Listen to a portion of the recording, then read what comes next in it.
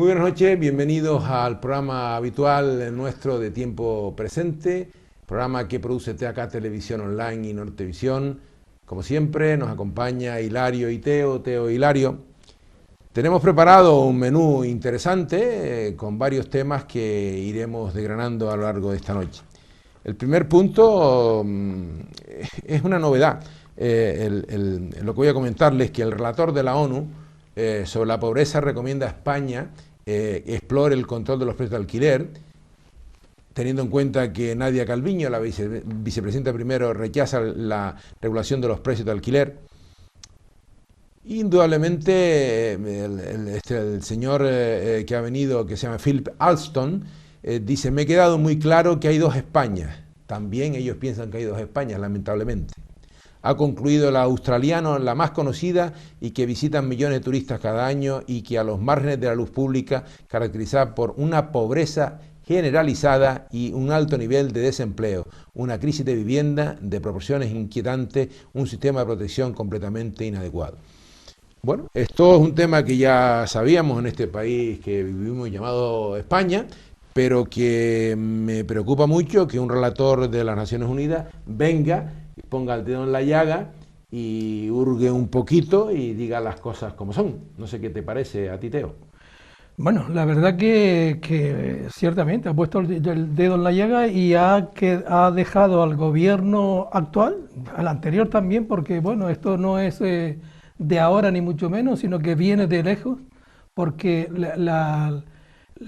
estas dos Españas de las que habla, lógicamente se refiere, bueno, también a la España ideológica, sin duda, ¿no? Hay dos Españas, una España ideológica, o quizás tres con los independentistas, ¿no?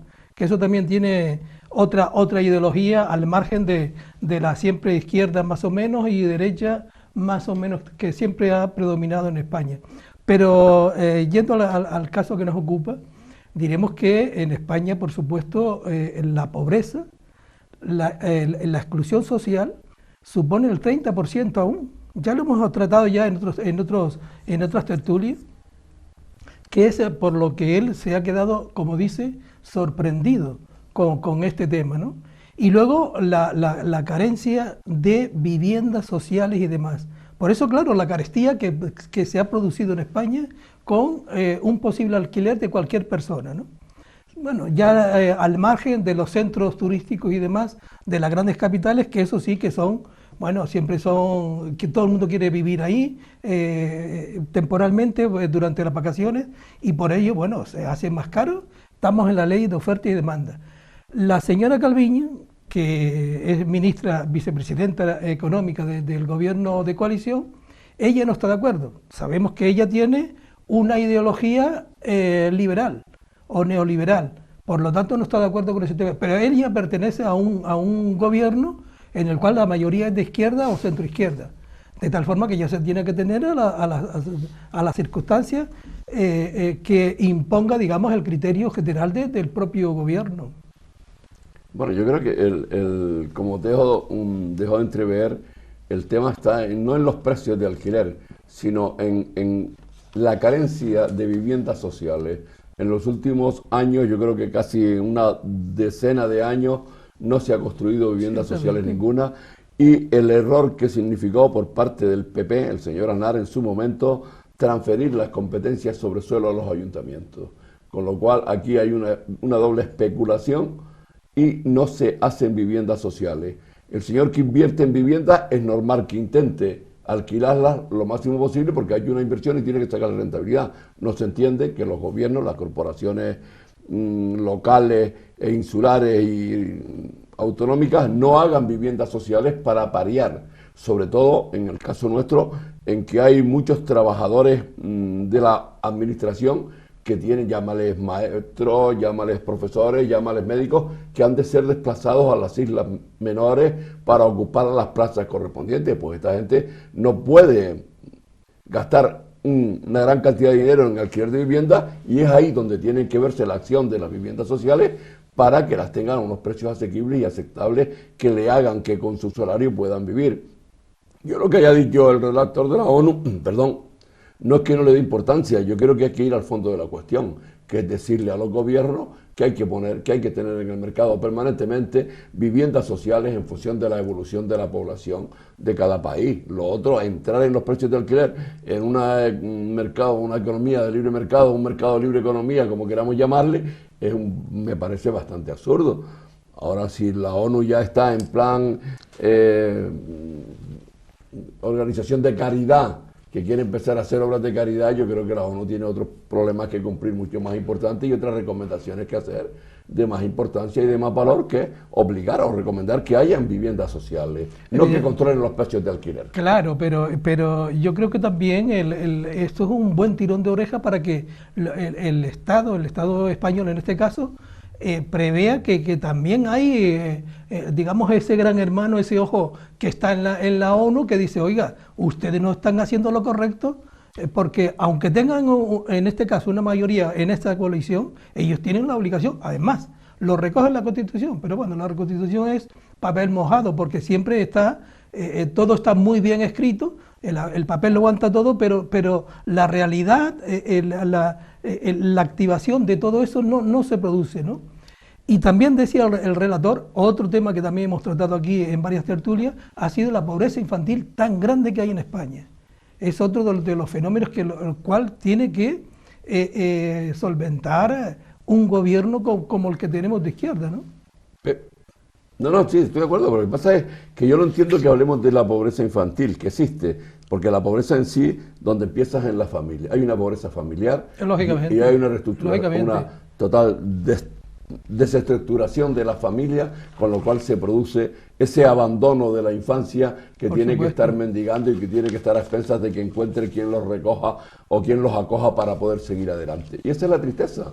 Ahí sí que realmente había que hacer un tirón de oreja, no solo a los gobiernos, sino también a las familias, a los padres, en el sentido de que, o piénsatelo bien antes de traer un hijo, si no lo vas no sé, si no le vas a permitir que viva con cierta dignidad y con cierta decencia, al menos su infancia y su adolescencia, ya después de cuando él sea mayor que haga lo que quiera, pero estamos, la verdad que en nuestro país, no sé cuál es el motivo, quizás el mal ejemplo que han dado y están dando permanentemente los políticos, la desestructuración de nuestra sociedad lleva a desestructurar todo, la organización familiar, la organización de todo tipo, hasta las organizaciones administrativas están desestructuradas en tanto en cuanto no se ve que haya un ejemplo o se dé un ejemplo que sea válido para imitar o para llevar a cabo. Y de hecho la sociedad copia de los ejemplos de los políticos, pero son tan malos los ejemplos que dan los que malviven de la política que es mejor que lo piensen bien y antes de dedicarse a la política se dediquen a conseguir cualquier trabajo, aunque sea en la limpieza de las calles. Quiero hacer un comentario también sobre el relator de Naciones Unidas, el Philip Alston, australiano, que dice así, ya que es un problema que he comprobado que afecta a todos los colectivos con lo que se ha entrevistado durante estos días, desde las personas en situación límite que tienen que abandonar sus hogares por no poder pagarlos y carecen de una alternativa habitacional, hasta las personas jóvenes que no pueden independizarse y residen en casa de sus padres en edades adultas por falta de recursos. Y dice algo más, que al hilo de lo que han dicho ustedes, el derecho a la vivienda está en la Constitución. Ciertamente. Y aquí realmente es una de las cosas que la Constitución... Pero, bueno, dígame. Usted vio recientemente que en una de los ayuntamientos mayores de este país, si no el primero o el segundo, creo que se llama Madrid, le han permitido a una señora que ponga en manos de fondos buitres miles de viviendas sociales. Y cuando en vez de tomar medidas para recuperar el Ayuntamiento de Madrid, que sigue estando en manos de las mismas personas políticas a las que pertenecía la señora que malvendió esas viviendas sociales, no ha hecho nada. Han habido ministros del gobierno español que sus empresas han comprado a esos fondos buitres a los que antes vendieron miles de viviendas también sociales para luego ellos revenderlas. Esta señora fue doña Ana... Esperanza Aguirre. Ana Botella. Y la Botella también, pero también empezó las viviendas sociales las empieza la Esperanza y después la Botella se las quita de en medio. Pues mire. En vez de subastarlas, en vez de venderlas, y después hay otra cosa. Lo que dice nuestra Constitución es fácil de arreglar. ¿Cómo? Muy bien. Diríjese usted a los políticos a ver si le hacen caso. Exigir a la banca que ponga en manos de los señores que lo necesitan, las viviendas a precios sociales, aunque tengan que estar pagándole todavía 100, 50, 80 o X euros según pueda cada familia. Primero que devuelvan el dinero a la banca. No, perdone, mire, su amigo el Rajoy Brey publicó un decreto que ha hecho que la banca de la ley de la cláusula suelo se ahorre unos cuantos miles de millones. Pero aclara eso, amigo mío, ¿por qué? Porque no tomamos café, Porque salimos usted se veía con él cuando iba a Galicia de vacaciones, se tomaba con él allí las ostras pues por mire, la mañana. pero mire, señor Esteve, decirle que al hilo de lo que usted habla de la comunidad de Madrid, por citar una, que hay muchas más. No, le cito una. La Comunidad de Madrid ya ha dicho que en lo que concierne a sus competencias sobre la materia, sobre la vivienda, ellos no aplicarán estos límites, según la vicepresidenta Ignacia Aguado, porque prefieren dejar actuar a la mano invisible del mercado. Claro, para que vivan unos pocos y el resto no Y viva. el resto malviva. Evidentemente, porque aquí el gran problema es que después de la bacanal aquella que tuvimos de derroche, de dispendio económico, antes del gran crack de 2008, en el que se han perdido montones de puestos de trabajo, se ha hecho una reforma laboral en la cual ha perjudicado totalmente al trabajador con contratos basura, bajo salario, etcétera. ¿Qué ha ocurrido? Que ahora toda la familia, o gran parte de la familia, ha llegado a lo que decíamos antes, el 30% de una pobreza que no pueden pagar un alquiler porque su puesto de trabajo es efímero. Por lo tanto, un banco no le va a dar un crédito a una persona que tiene un salario no fijo. Hable, señor Esteve. No, yo lo que decía que esos muchachos que están tan... No va a hablar de más amigos míos esta noche. No, ya no son amigos suyos, esos son nuevos ahora. Los que están ahora en Madrid del PP y de otros grupos son nuevos, no son de los viejos amigos de usted, no, esta gente es gente nueva.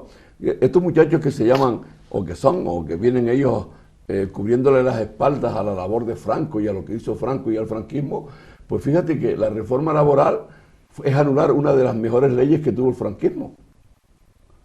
Que si ellos son tan defensores, ¿por qué al menos no recuperaron que esa ley siguiera en vigor? La de la vivienda, Panchillo, el del Ferrol, cada 2 por 3 hacía viviendas sociales, obligaba a hacer viviendas sociales y las ofertaba a la ciudadanía a precios asequibles. Hombre, estos muchachos, seguidores de Franco, qué menos que tomen el ejemplo y hagan algo por el estilo de lo que él hizo.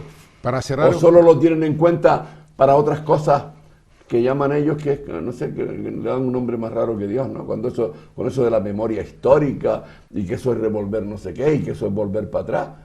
Ellos no están nunca para adelante. Comentarles, y ya podemos cerrar, si usted me lo permite, en este tema y pasar a otros, que en esta legislatura, estos 4 años de gobierno, que ya Como que 4, llevamos 1 y poco. Llevamos 1, los que quedan.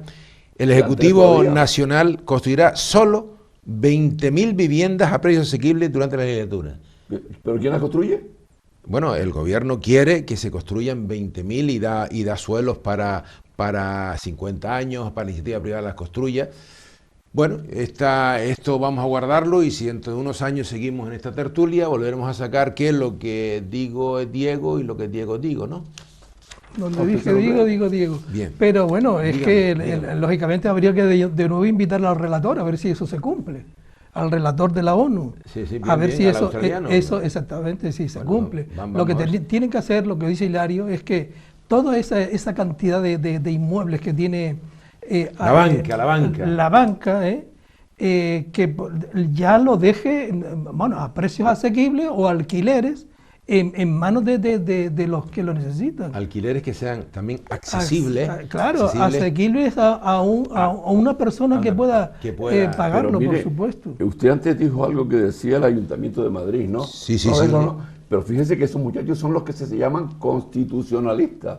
Y la Constitución dice, no sé, en un artículo de eso, el 14 o el 15 o el 13, que todo ciudadano tiene que tener una vivienda digna. Y estos constitucionalistas no tienen en cuenta eso. Para aplicarlo, para que tengan toda la ciudadanía española una vivienda digna, o solo quieren tenerla ellos. Se supone que ellos conocen y dominan la Constitución, ¿no? Bueno, pero No, ellos, pues cuando hablan pasan páginas a lo que no les interesa. Bueno, cuando ellos hablan de constitucionalistas tienen que tener en cuenta la Constitución a todo Sí, pero efecto. el neoliberalismo supone que apoya al gran capital y la propiedad privada totalmente. Y los demás que se jeringuen. Ya como dice veremos mi si hay pueblo, tiempo ¿no? para los demás. Bien, vamos a pasar a otro tema que también es candente.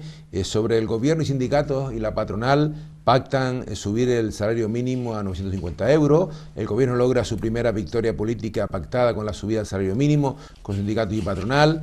Y Sánchez e Iglesias escenifican el acuerdo con patronal y sindicatos para la subida del salario mínimo en un acto público. Dígame, señor Esteves. No, que decía que yo no entiendo nada, yo cada día estoy peor. La patronal no aceptaba que bajo ningún concepto se podían subir los sueldos, ahora lo ha aceptado, lo ha firmado. Bueno. ¿Qué ha recibido a cambio? Porque yo es que soy muy mal pensado. Bueno, Aquí a mí, por mucho que usted me cuente, aquí ha habido algo que se ha cambiado con la patronal y con los sindicatos para que todo el mundo acepte de buena. Bueno, lo que no permitían es que llegase a los 1.000 euros el salario base. Entonces, al final, entre acuerdos y desacuerdos, llegaron a 950. De tal forma que se han subido solamente 50 euros del salario anterior que se había firmado el año pasado. De tal forma que ahora sí, que aceptaron y dice, bueno, no 1.000 ni 950 lo dejamos y demás. Y ese es el gran logro que se ha constituido. Pero si tenemos en cuenta que de ese salario mínimo que se ha aceptado es de donde sale la contribución para la seguridad social, el famoso 36 la empresa y 6 el trabajador de cotización para la seguridad social. Si tenemos eso en cuenta, pues cuanto más alto sea el salario mínimo, más posibilidades de tener o llenar la caja de pensiones, claro. Y que haya dinero para todas estas personas que están teniendo dificultades para recibir su pensión a final de mes. Yo no veo que las empresas se vayan a arruinar, aunque por ahí parece ser que algunas de las más vinculadas a la derecha ha empezado a hacer pequeños movimientos de despidos de trabajadores, de amenazas con despedir. Yo creo que deben pensar que si no estimulan al trabajador, que si no le compensan económicamente bien y le hacen partícipe de los beneficios que la empresa produce, el querer ganar mucho el empresario solo lleva a que haya que cerrar empresas y a que las empresas, la productividad decaiga en picado. Podemos estar de acuerdo, no solo nosotros, sino muchas personas que nos ven en ese tema, pero la realidad es que vivimos en una economía capitalista. Absolutamente. Y neoliberal. Capitalista, egoísta total, ¿no? Eso es así, y por mucho que hablemos y queramos poner en posición este tema, no va a cambiar. Lo que sí me ha sorprendido que aquello que los rojos, la ultraizquierda, todo esto venía, que iba a destruir, que por un lado sería que vamos a ganar el cielo, decían los señores de Podemos, etcétera, etcétera. Al final, en una mesa, no sé cómo, será interesante saber qué es lo que ha ocurrido, todos han cedido y todos han ganado. El gobierno tiene una paz social, la empresa también, los sindicatos consiguen, la ayuda es poca, pero es una ayuda, que puede ayudar más. Yo creo que esto es un encaje que se va haciendo poco a poco. Mire, ¿y en qué puesto está nuestro salario mínimo en relación con ese club de ricos llamado la Unión Europea? Bajo, muy bajo. ¿Y están contentos? No ¿Los están sindicatos contentos. están contentos? Bueno, evidentemente. Pese a que tenemos uno de los salarios más bajos que la Unión Europea. ¿No les importa que nos vayamos un momentito a publicidad, volvemos enseguida y mantenemos el debate sobre esto? Por supuesto.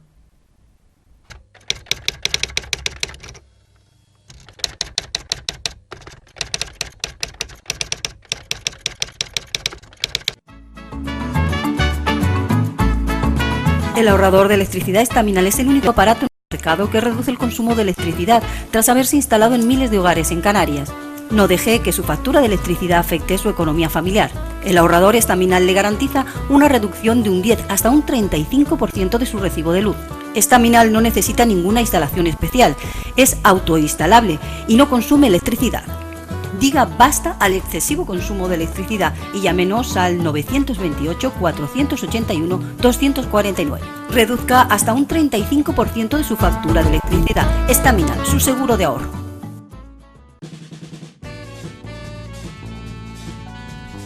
El ahorrador de electricidad Staminal, tras muchos años de instalación en Canarias y ser elegido como producto del año en ahorro energético a nivel nacional, le ofrece la posibilidad de ahorrar de un 15 hasta un 35% de su consumo en su factura de electricidad. Sea cual sea su negocio local o industria, Staminal tiene el ahorrador que se adapta a sus características. No se fíe de las imitaciones, Staminal solo hay uno, con las homologaciones de la comunidad internacional. No deje que los gastos abusivos de electricidad afecten a la economía de su negocio. Pídanos presupuestos sin compromiso al 928-481-249. Ahorrador industrial de energía Staminal, la solución a su excesivo consumo energético. Recuerde, ahorre de un 15 a un 35% de su factura de electricidad. Bueno, de nuevo con ustedes en tiempo presente, programa que produce TAK Televisión Online y Nortevisión.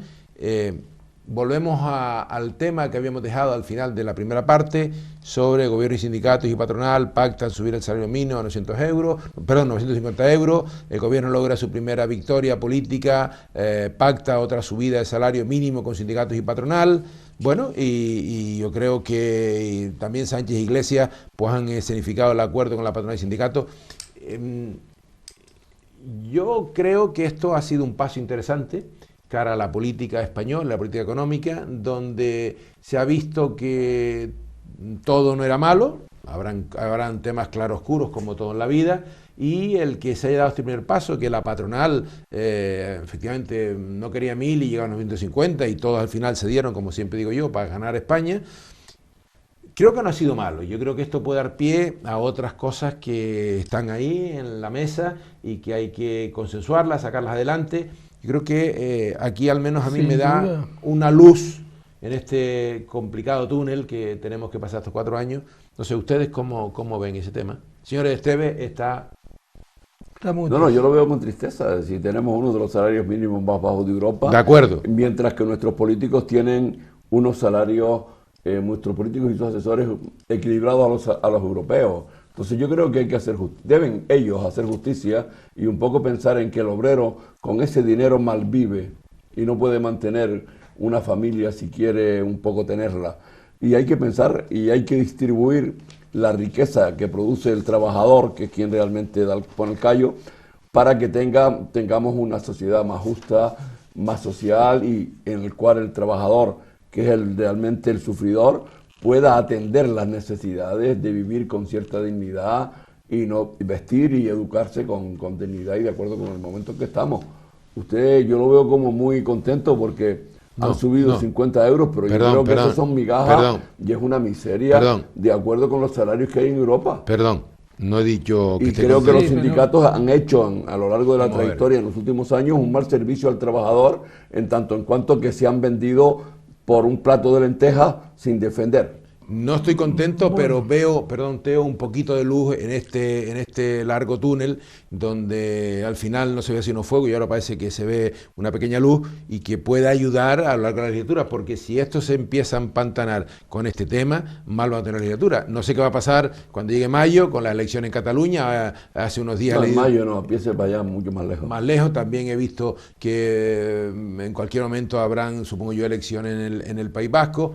No sé, don Teo. Bueno, yo creo, muy de acuerdo con lo que está diciendo Hilario, por supuesto el trabajador tiene que tener un salario digno para vivir, no para subsistir, para vivir. Dignamente también. Dignamente él y toda su familia, a la cual es el responsable económico, tanto él o la mujer, evidentemente. Por lo tanto, también hay que decir, Hilario, que si hacemos una comparación con Europa, Europa tiene un nivel, una renta per cápita. Yo no soy economista, evidentemente, pero por lo poco que he leído, una renta per cápita superior. Nosotros vamos a Europa y pensamos cuando se unificó la moneda común en el euro, pensamos que todo iba a ser fantástico en toda Europa. No, eso no cambiaba para nada. El estatus de cada país, Alemania, Francia o Noruega, sigue estando muy alto en base a España. Tal es así que, por ejemplo, vienen aquí los ingleses y los alemanes y encuentran todo mucho más barato que en sus países. Lógicamente, vienen en cierto modo con una moneda muy fuerte. Pero bueno, al margen de todo esto, yo creo que bueno, ahora esto ha sido, así lo quieren revestir, de solemnidad, presentándolo como el primer gran logro del el gobierno de coalición, primero en toda la democracia después de 40 años. Y por lo tanto quieren solemnificarlo de tal forma que hacerlo una presentación social para que se vea que el gobierno está haciendo cosas positivas, aunque sin llegar, como dice Hilario, a donde tiene que estar, al estatus que debe tener el trabajador. Y los empresarios tienen que pensar y cambiar el chip ya de una vez, que como existe en toda Europa, que no pueden estar ellos, todas ganancias para el 90% para mí y 10% para ti. Tienen ya que pensar en una socialización de los beneficios de la empresa, que no solamente es todo para mí y para el trabajador mínimamente.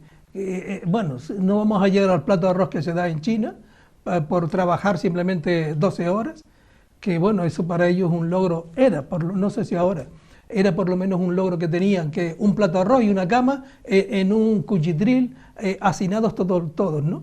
Que era una forma de subsistir, que eso es a lo que no vamos a llegar en este país. No, Manolo antes habló del túnel, que empieza el túnel.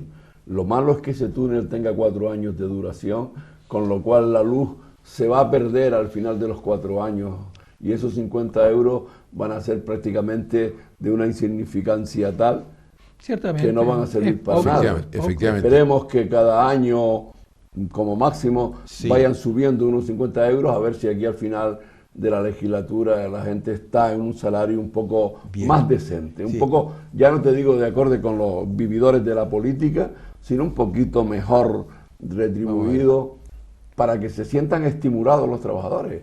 Claro, esa luz de ese túnel, me refiero, Hilario, que hay mucho que cortar, mucho que hacer.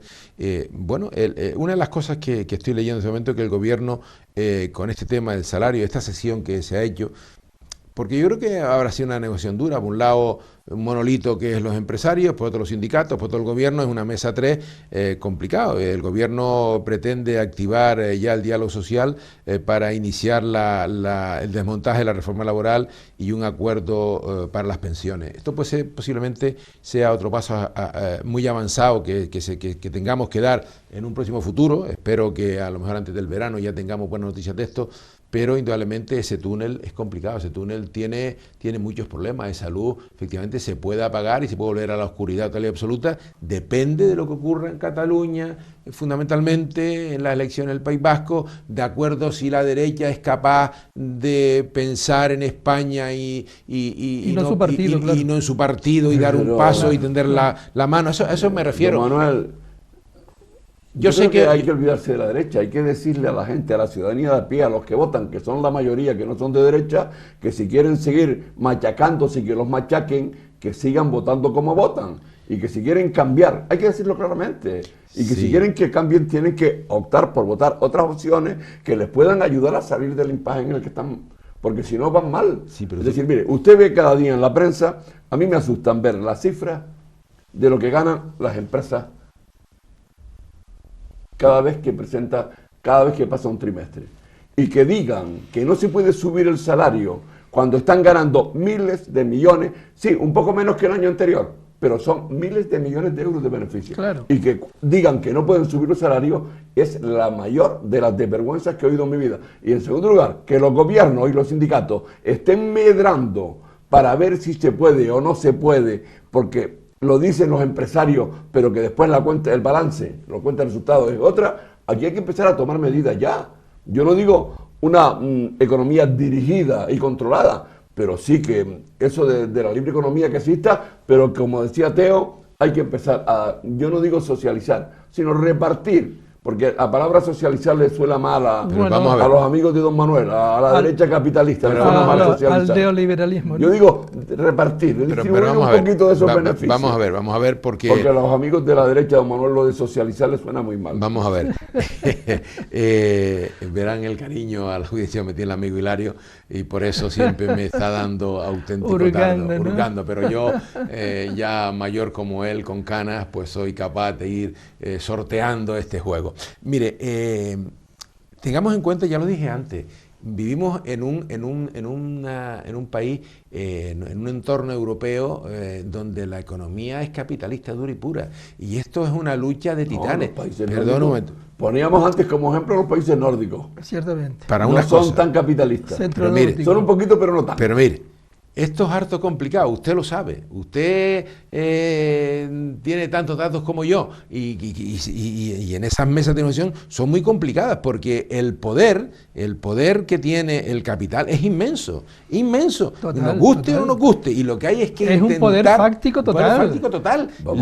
Pero mire, Esteve, tenemos que ir poquito a poco, pero poquito a poco, esto es como Mao Zedong empezó la gran marcha china dando el primer paso, ya hay que dar pasos, a lo mejor hay que dar pasos más grandes de los que estamos acostumbrados para intentar resolver temas que aparentemente hoy son insolubles. Estoy de acuerdo con usted, pero es que todos tenemos que ceder. Si nosotros tres en esta tertulia no cedemos para que la tertulia salga bien, para que la audiencia esté contenta, para que nos sigan escuchando semana a semana, las cosas se complican. Esto es lo mismo que en la economía. Yo sé que totalmente estoy convencido. Yo no, porque usted dice todas esas empresas que ganan porque los gobiernos de aquí para atrás han ido preparándole leyes y haciendo leyes de acuerdo con las demandas y los criterios de esas grandes empresas para que sigan ganando más. A mí me duele montones que por el mero hecho de que Endesa, por ejemplo, formar una empresa, patrocine 3 o 4 cosas, o a la liga de baloncesto o a la selección de baloncesto, no se le controle y no se le obligue a que no tenga tantos beneficios y que ocupe que tenga beneficios, pero que distribuya, que pague mejor a los trabajadores. Perdón, señor Esteve, está usted en Europa. Europa es una economía capitalista dura y pura, nos guste o no nos guste. ¿Cómo va a controlar? ¿Cómo voy a controlar yo a la empresa?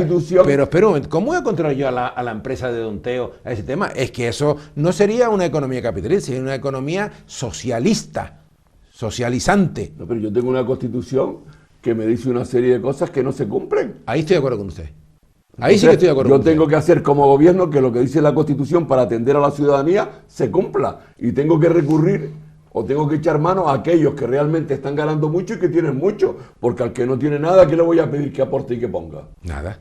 Claro. Efectivamente, estamos de acuerdo. En ese caso que pone él de Endesa, por ejemplo, hombre, no se le puede obligar, pero sí aconsejar a que esos beneficios reparta más para una sociedad mejor beneficiada de esos intereses que ha generado la imposición, porque ha sido imposición de los precios del consumo de luz. Y que si fuera posible expliquen a la ciudadanía, a ustedes y a nosotros, a toda la sociedad civil, en qué se impone el dinero. Si me permiten, para no monopolizar este tema, hablamos antes del paro. Pues mire, el paro ha bajado en 111.400 personas en el 19, en el año pasado, y se crearon 402.300 trabajadores. En estos momentos estamos a punto de llegar a los 20 millones, nos faltan 34.000 ciudadanos que puedan estar cotizando al Seguro Social para estar... esos son los que va a contratar esa universidad online que van a poner en la zona C del Puerto de la Luz. Bueno, eso hablaremos. Está hablando de 80.000 puestos de trabajo, que me quedé asustado. Eso hablaremos. No sé de dónde lo van a sacar. Eso hablaremos, si no le importa, en otro momento. Bueno, me callo entonces. A lo mejor en la próxima semana, cuando tengamos más trillado esa noticia que hoy sale, pero que todavía no está muy clara. Está hablando de 80.000 puestos de trabajo. Ahí luce, para ver si cerramos ya en esta parte del tiempo y entramos en otros temas interesantes, también como estos, que hay luces y sombras en el paro 2019. Los afiliados vuelven a superar los 19 millones a la altura del año 13, pero fíjense ustedes que han pasado 6 años, como la expresión no está reculado, hemos caminado hacia atrás. Y usted que es canario, ¿me quiere explicar cómo es posible que en esta región que dice que tiene como industria el turismo y que ha estado llena todos estos años atrás todas las empresas turísticas, cómo es posible que haya tanto paro con los empleados del sector turístico y que esta gente no haya cogido de ese paro que generaron cuando la crisis hace 6 años para quitar esos 200.000 casi parados que tenemos en Canarias? Ese es un tema realmente interesante. Pero estos chicos son canarios, los empresarios esos. Bueno, hay empresas peninsulares muy importantes. ¿Les preocupa Canarias o les preocupa? Yo creo que les preocupa primero su capital, el riesgo que ponen que es mucho, y el lugar donde se encuentran y el medio ambiente donde está. Es un tema que podemos tratar en un futuro inmediato. Ahora creo que no es fácil en el tiempo que nos queda tertulia hablar de ese tema, y nuestro querido director y realizador José Luis López nos hace seña de que ha llegado el momento de hacer otro breve descanso para entrar en la tercera y última parte de Tiempo Presente.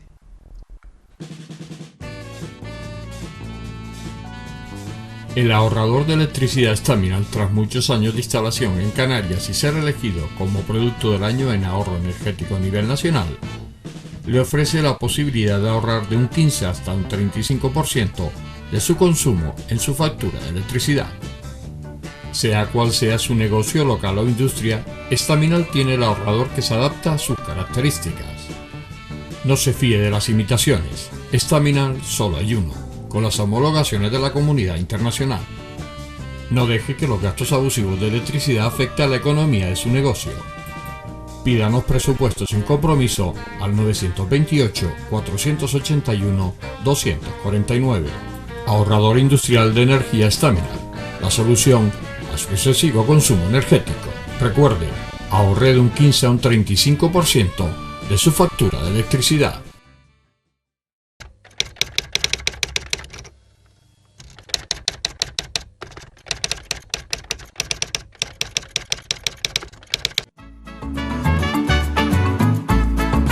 El ahorrador de electricidad Staminal es el único aparato en el mercado que reduce el consumo de electricidad tras haberse instalado en miles de hogares en Canarias. No deje que su factura de electricidad afecte su economía familiar. El ahorrador Staminal le garantiza una reducción de un 10 hasta un 35% de su recibo de luz. Staminal no necesita ninguna instalación especial, es autoinstalable y no consume electricidad. Diga basta al excesivo consumo de electricidad y llámenos al 928-481-249. Reduzca hasta un 35% de su factura de electricidad. Staminal, su seguro de ahorro. Bueno, de nuevo en la tercera y última parte, Tiempo Presente, y vamos a darle un giro importante a la tertulia de hoy, ya que vamos a hablar sobre Alemania compra con 40.000 millones su salida del carbón. En 2 años está previsto que Alemania cierre todas sus centrales nucleares. Bajo el canciller conservador Angela Merkel, Alemania va a convertirse en el primer país que abandona la energía nuclear y la que proviene del carbón. Me ha sorprendido que una señora conservadora como doña Angela Merkel pues tome estas decisiones. Yo realmente creo que debe ser espejo para en otros países vean lo que hace el conservadurismo. Pero usted no ha visto a ver si en la Unión Europea se van a destinar en estos años fondos importantes a las energías alternativas, porque esto puede ser una salida de la cual esa señora conservadora que usted dice, de las empresas que la están apoyando y que la ayudan, de decir vamos a ponerle fecha límite a esto para poder utilizar las ayudas europeas que van a haber y seguir en la punta de la lanza, controlando la energía, pero no con uranio y con carbón. Y mejorando el medio ambiente. Y mejorando el medio ambiente, utilizamos otras cosas y seguirlas teniendo en nuestras manos. No tiene nada particular que sigan teniendo entre las manos el tema, no tiene nada particular que sea una previsión de futuro. Una previsión de futuro. Yo creo que no es malo. Lo que sé que a usted no le gusta, que salga de la mano A y vaya a la mano A prima. Yo creo que sí me gusta, pero ¿cómo lo ve usted como un poco que los conservadores no pueden hacer eso? Los conservadores se adelantan porque son los que tienen. Usted comentó que una señora conservadora como la señora Merkel que haya apostado por esto. Que sí. Oiga, pues son los conservadores los que, como tienen capital, pueden permitirse el lujo de tener en principio unas pequeñas pérdidas cuando cierran, pero luego las van a recibir con crece, que es lo que ha pasado en España. ¿Ya España ha hecho eso ya? No, mira a ver qué ha hecho Endesa. Y mira a ver qué está haciendo las 2 o 3 que hay. Se han metido de lleno. Se están reconvirtiendo, pero no aún con el paso dado por Alemania. Ha dado un paso de gigante y el paso de España ha sido un pasito largo, pero nada más que eso. Se han metido de lleno en las energías renovables. Que es lo lógico. Claro. ¿Pero por qué se mete? Porque es lo que va a hacer el futuro y va a producir, y antes que Por me lo levanten supuesto. los demás tengo que Pero perder. también Alemania hay- no quieren perderlo. Hay que celebrar que por lo menos van a prescindir de la energía nuclear. Que Y eso del es, carbón. eso es una bomba total, porque ya tenemos casos como Chernóbil, en el 90 y pico, y hace unos años en ¿cómo se llama? Japón. En Japón, Fukushima. Fukushima. De tal forma que aún sigue después del terremoto y el tsunami que vivieron, siguen todavía con esa radiación ahí metida en el suelo y con muchos muertos que ha producido esa energía nuclear. De tal forma que para mí es un gran paso. Aunque los ecologistas alemanes dicen que no están de acuerdo porque el medio ambiente y esa fórmula que han aplicado no es la correcta para anular el carbón totalmente de allí. Bien, voy a dar unos datos. Alemania cuenta con 60.000 empleados en el sector del carbón, un recurso que se identifica con el 35% de la energía eléctrica producida en este país, de acuerdo con datos recogidos por un portal alemán. El plan, hay previstos millones de euros para los sindicatos para la transformación de las regiones, pero el impacto del clima es limitado. Efectivamente, que es lo que se alegan los ecologistas, que no hay un programa, digamos, claro para solventar este tema. No obstante, la nueva presidenta de la UE, de la Unión Europea, ¿Una alemana? también alemana, por supuesto, ha dicho que uno de los principios de su política ha sido combatir el cambio climático. Eso es muy importante, ¿no?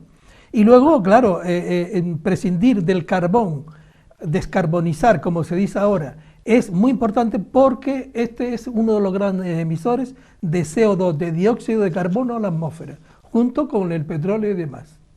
Señor Esteves. No, estoy de acuerdo, no, yo no he dicho nada. Bueno, menos Porque mal. Me sorprendió que usted Menos mal que el señor saliera en Esteves defensa está de acuerdo por una de vez los con- conservadores. No. Aquí el que se va a perjudicar muy mucho va a ser Polonia, que es el mayor productor de carbón del mundo. Que por eso no quieren, ellos quieren continuar con esa polución y demás, ¿no? Que por Porque, cierto- claro, quieren, digamos, salvaguardar al empleado que tienen allá y algo- hacerse ricos Y continuamente. hay algo que se ¿no? cuece en Europa, porque leí hace unos días que Alemania, Francia y España podían ser el eje. Ahora no, ahora España por algún motivo no juega Sí. esa partida y es Alemania, Francia y Polonia. Y Polonia. Pero bien, nosotros vamos a Bueno, seguir. España se alinea con Italia, ¿eh? Sí, pero... O sea que prefiere Italia a España. Sí, claro, pero Así que aquí, nos llevamos muy aquí bien. es jugar la primera y la segunda división. Y creo, modestamente, creo que vamos a jugar ahí en Claro, segunda. claro, y podíamos claro. estar en primera, pero en fin. hay Las algo. economías Usted no se fuertes. preocupe, si está jugando Alemania y Francia, ¿Con aunque Polonia? nosotros aparentemente no estemos ahí, estamos con ellos, porque desde que entramos Pues en mire. la Unión Europea hemos hecho lo que ha dicho Alemania y Francia. Vale, bien. Bueno, y sobre todo ahora con el Brexit, ¿eh? Ahora tiene que haber una unión, un enlace entre todas, que vamos, ya va a haber prontamente, además de una reducción de la economía global en cuanto a efectos sociales y demás, porque es lógico, 10.000 millones de euros menos que aportaba Gran Bretaña, ahora ya no están. Pero vamos a ver si el Gran Bretaña paga lo que tiene que pagar por salir así, dando un portazo. Yo dudo que Gran Bretaña Yo también lo dudo. que pague, lo cual eso para Europa... Porque en Dios los salva a la próximos reina, años, sobre todo, y a la economía del país, ¿no? Durante unos años vamos a pasar mal. Tendrá que pagar.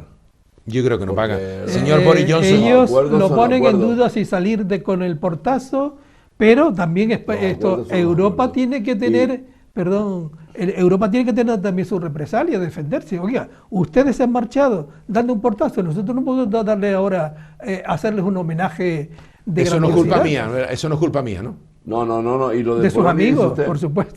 Polonia está teniendo serios problemas y tiene serios problemas con la Unión Europea. No creo que le permitan... Por esa eso lo influencia. traen a la mesa para que no sea No creo los otros que se no vayan. crea que los puedan traer a la mesa mientras no resuelvan los problemas que tiene con su justicia y con una serie de cosas que contravienen los principios de la Unión Porque Europea. usted el verano pasado estuvo por esos países, me da, ¿no? No, yo de cuando en cuando me pierdo, pero Vale. no voy. Bien, hay un tema que sí nos afecta a Canarias y que es duro. Las devoluciones express en Canarias a Mauritania, Interior ha expulsado a malienses que declararon su intención de pedir asilo. 72 personas de Malí, entre ellas al menos 14 solicitantes de asilo, han sido deportadas a Mauritania este año, aprovechando el acuerdo bilateral de devolución que este país mantiene con España. Ya en el pasado, no sé si ustedes lo recuerdan, cuando doña Ana Oramas en La Laguna estaba molesta y ofendida y sacaron desde los rodeos más de 1, 2 y 3 aviones para repatriarlo, y aquí el señor Soria, don José Manuel Soria López, que era alcalde de aquel entonces de la ciudad, con mangueras los quitaba. Esto es un tema que yo creo que debe los acuerdos de los países tienen que ser muy importantes, hay que buscarle soluciones, porque por algún motivo ahora se ha cerrado muy bien en la zona del Mediterráneo y Gibraltar, y ahora las mafias los traen hacia Canarias a todos los migrantes, ¿no? Creo que es un tema duro.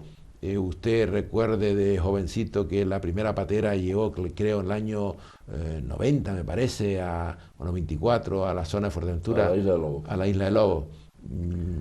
Pero el problema es mucho más profundo. Es decir, Europa tiene puesta su fe total en un país que se llama Marruecos.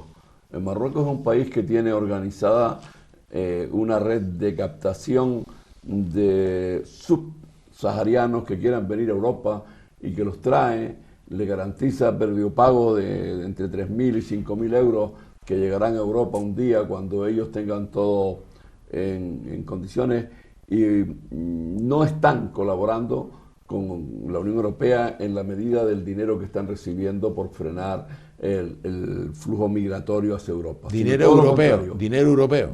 Lo están fomentando y lo están atrayendo porque las mafias que se mueven en Marruecos y que controlan el movimiento de esta gente son muy importantes, y se habla de que detrás de ellas hay vinculados pesos pesados del gobierno marroquí y de las organizaciones marroquíes. Tenga en cuenta usted que Marruecos es el único país de la zona del Magreb oeste africano que no pide visados por entrar en su país. Es libre la entrada, con lo cual toda esta gente del África negra que quiere emigrar tiene ahí un núcleo de entrada, les avisan cuando vienen y ya los mueven. Con lo nuestro, últimamente lo que ha pasado es que el tiempo a la mar ha estado muy buena y se ha podido salir de otros países donde habitualmente antes no se podía. Hay un tema que yo llevo años diciendo, a mí me preocupa,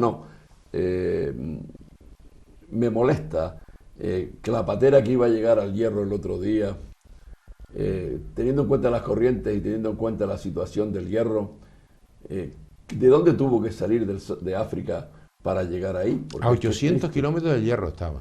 Pero triste, lo que sucede es que hay pateras, hay barcos que traen, no encima, sino en su entorno, a su alrededor, estos pequeños barcos, y cuando llegan cerca de las islas, liberan la cuerda con la soguita con que los traen amarrados y los dejan a merced de que puedan llegar a la isla donde ya los han dejado cercanos. Y esto también forma parte de esas mafias que están ahí organizadas. Claro. Y esto lo pueden corregir los gobiernos, pero siempre y cuando empiecen a aclarar la situación con Marruecos, porque yo creo que ya los demás países van un poco a exigirle también a Europa que quieren dinero para seguir haciendo lo que está haciendo Marruecos, que es de donde más inmigrantes salen hacia Europa, ilegales. Y no estamos hablando de aquellas personas, como en el caso de algunos malíes, que vienen huyendo de la situación política que se ha generado últimamente en Malí. Y guerra. Por lo tanto, tienen derecho universal por parte de la ONU de ser acogidos, no solamente por motivos de guerra, sino también por motivos ideológicos y sexuales, que son perseguidos por ser homosexuales o transexuales o lo que sea, ¿no? Leo textualmente, si permíteme, de acuerdo con la legislación española, con la legislación de nuestro país, la condición de refugiado se concede a toda persona que, debido a fundados temores de ser perjudicada por motivos de raza, religión, nacionalidad, opiniones políticas, pertenencia a determinado grupo social, de género o incluso de orientación sexual, esté fuera de su país y en estos temores no quieran regresar a él. Muy bien. Yo también quisiera decir que acerca de nuestro vecino, muy incómodo vecino que siempre hemos tenido y que nosotros canarios que sabemos cómo ha correspondido y el imperialismo que siempre ha practicado este país alauita, decir que es un gobierno, por supuesto, tramposo. Siempre ha jugado tramposamente, presionando a España, precisamente por eso, porque daba libertad para que estos pudiesen acceder y sobre todo con el terrorismo yihadista y demás que también tienen en su país y que podían regresar no solamente a España, sino a toda Europa. Por eso es el dinero que decía Hilario que se le concede a ese país para que los tenga retenidos. Pero ahora, yo también considero que este perverso país, porque así me lo ha demostrado siempre, creo que ha sido también una fórmula de enviar, porque por la parte de norte, hacia la península, lo han controlado, pero por la parte de Canarias no. ¿Por qué? Porque es una forma de disuadir la opinión pública, despistarlo con el tema de las aguas y demás. O sea, que ellos tenían todo previsto para lanzar ese dardo hacia Canarias, hacia España, decirle ahora, como están ustedes despistados, yo les tengo retenido a ellos, libero la parte del sur y les dejo a ustedes para que me despisten con el tema de las aguas que quiero que sean mías, cuando tampoco sabemos que ellos no pueden acceder a aguas del Sáhara, porque el Sáhara ha sido invadido, y eso está todavía en un contencioso con la ONU, en el cual España ni Francia quieren entrar, por esos motivos que estamos aludiendo, ¿no? De tal forma que el país alauita siempre está jugando a la contra, jugando perversamente, tramposamente con nuestro país. Y repito, nosotros canarios, que ya peinamos cana, como bien dice Manuel, sabemos de qué pata cojea este país y cómo juega, además de ser un sátrapa, el dicho rey, que se ha hecho multimillonario, es uno de los hombres más ricos, según Forbes, de todo el mundo, con una millonada que tiene, mientras su pueblo pervive en la miseria, pervive simplemente y lo tiene atrasado en la Edad Media totalmente, tanto a nivel económico como cultural y demás. Pero hombre, eso es bueno porque está bien al servicio de los intereses europeos y alemanes y americanos, perdón, con lo cual el muchacho navega a su libre albedrío por esos dos grupos de países. Yo sigo pensando que aquí la Unión Europea se ha equivocado con el Tratado de Schengen, que ese tratado debe revisarse y se debe permitir a aquellos inmigrantes que necesitamos, que son unos cuantos miles que necesita Europa cada año, que vengan, que presenten solicitud para pedir su trabajo y nos ahorraríamos no solo las muertes, sino los gastos que tiene cada país, sobre todo España, que es el fronterizo, y ahora Italia y algunos más y Francia, para evitar que eso se produzca. Bien. Dejándole que vengan como turistas, como pasajeros simplemente. Perdón que les interrumpa, el tiempo se nos echa encima. El próximo programa hablaremos sobre la situación dramática del campo en Canarias y podemos comparar algunos precios de origen y precios de venta público y nos asombraremos cuál es la situación que se está pasando por el campo canario. Despedirnos, gracias Teo, gracias Hilario, gracias a nuestros oyentes, a nuestras personas que nos ven, que nos escuchan cada día, a nuestro director, el señor López, a Teaca Televisión y Nortevisión, y a ustedes decirle que volvemos pronto. Muchas gracias y buenas noches.